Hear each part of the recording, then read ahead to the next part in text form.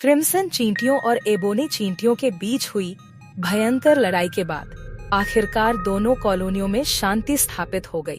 उन्होंने एकता और सहयोग का महत्व सीखा और अपनी ताकतों को मिलाकर एक शक्तिशाली और समृद्ध चींटी साम्राज्य की स्थापना की। लेकिन उनकी यह शांति अधिक समय तक टिक नहीं सकी, क्योंकि अंधकार में छिपा एक भयानक शत्रु उभर आया। भृंगों की दानवी कॉलोनी। भृंगों को चींटियों की समृद्ध भूमि और संसाधनों से जलन थी। ये विशाल और जालम भृंग, जो अपने निर्दयी सम्राट स्कारब के नेतृत्व में थे, चींटियों की भूमि पर कब्जा कर उन्हें गुलाम बनाना चाहते थे। एक बार फिर चींटियों को युद्ध की तैयारी करनी थी। चींटियों ने अपने घरों का पुनर्निर्माण कर लिया था और उनकी एकता ने समृद्धि लाई थी। लेकिन दूर क्षितिज पर एक भयावह अंधकार मंडरा रहा था। घने जंगल के भीतर भृंगों ने एक अजेय किला बना लिया था। एम्परर स्कार, जो पहले की लड़ाइयों के घावों से भरा था, एक बड़े पत्थर पर खड़ा था। उन्हें कुचल दो, उसने गरजते हुए आदेश दिया। राजा स्कारब ने अपनी विशाल सेना इकट्ठी की। डरावने काले भृंग अपनी तेज जबड़ों और कठोर कवच के साथ तैयार खड़े थे। उनकी लाल आंखें क्रूरता से चमक रही थी। एक सुबह गुप्तचर चींटियों ने देखा कि एक विशाल भृंग सेना उनकी ओर बढ़ रही थी। उनके काले कवच रात में चांद के प्रकाश में चमक रहे थे। डर से कांपती चींटियां तुरंत अपने नेताओं को सतर्क करने दौड़ पड़ी। संयुक्त चींटी साम्राज्य के नेता युद्ध परिषद में एकत्र हुए। हम अपने घर को नष्ट नहीं होने दे सकते, रानी कैरोलिना ने दृढ़ आवाज में कहा। हमें एक साथ मिलकर लड़ना होगा। सेनापति थोरैक्स और रणनीतिकार मैंडिबल ने सहमति जताई। समय बर्बाद किए बिना चींटियों ने युद्ध के लिए प्रशिक्षण शुरू कर दिया। उन्होंने टहनियों को नुकीला किया, गोंद को कठोर करके कवच बनाया और भृंगों के लिए तीखे भाले तैयार किए। सूर्योदय से पहले भृंगों ने हमला बोल दिया। विशाल भृंग चींटियों की बस्तियों को नष्ट करते हुए, सुरंगों को तोड़ते हुए और चींटियों को बिखेरते हुए आगे बढ़े। युद्ध की शुरुआत जोरदार गर्जना के साथ हुई। चींटियों ने भृंगों को घेर लिया। उनकी विशालकाय पकड़ से बचते हुए चींटी योद्धाओं ने भृंगों की पीठ पर चढ़कर उनके कमजोर बिंदुओं पर हमला किया। पूरी धरती इस संग्राम से कांप उठी। भले ही चींटियां बहादुरी से लड़ रही थीं, लेकिन भृंगों की ताकत बहुत अधिक थी। रानी ने सेना को पीछे हटने का आदेश दिया, क्योंकि उन्हें एक नई योजना बनानी थी।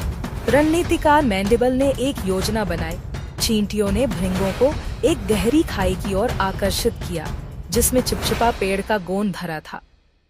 सेनापति थोरैक्स ने चींटियों को पेड़ की राल से भिगोए हुए सूखे पत्तों को जलाने का आदेश दिया और उन्हें भृंगों की ओर धकेल दिया, जिसे उनका दम घुटने लगा। राजा स्कारब ने अपनी सेना को संकट में देखकर खुद युद्ध में उतरने का फैसला किया। उसके शक्तिशाली वार से कई चींटी सैनिक जमीन पर गिर पड़े। थोरैक्स तेजी से स्कारब के वारों से बचता रहा और अपने भाले से हमला करता रहा। दोनों सेनापतियों के बीच भीषण युद्ध शुरू हो गया। कमजोर हो चुका राजा स्कारब भागने की कोशिश करने लगा, लेकिन उसे चारों ओर से घेर लिया गया। थोरैक्स ने आखिरी वार किया और स्कारब ने हार मान ली। युद्ध जीतने के बाद चींटियां जश्न मनाने लगी। रानी ने पूरे राज्य के लिए एक बड़ा भोज आयोजित किया। युद्ध समाप्त हो चुका था, लेकिन चींटियों को यह आभास नहीं था कि यह वास्तव में अंत नहीं था। राजा स्कारब की हार के बाद भी कुछ भृंग अपनी चालाकी और क्रूरता से बच गए थे। अब वे नए षड्यंत्र बुनने लगे थे। भृंगों की बची हुई सेना जंगल में एक गुप्त स्थान पर छिपी हुई थी। उनके नए नेता जनरल ब्लेड ने शेष बचे भृंगों को इकट्ठा किया और एक नई योजना बनाई।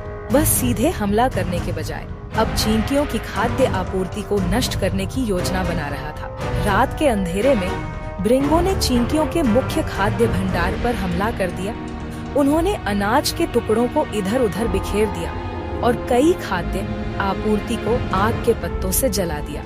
अगली सुबह जब चींटियों ने अपना खाद्य भंडार देखा तो वे स्तब्ध रह गए। जनरल थोरैक्स और रणनीतिकार मैंडिबल ने तुरंत जांच शुरू कर दी। अगर भंडार नष्ट हो गया तो पूरी कॉलोनी भूख से मर सकती थी।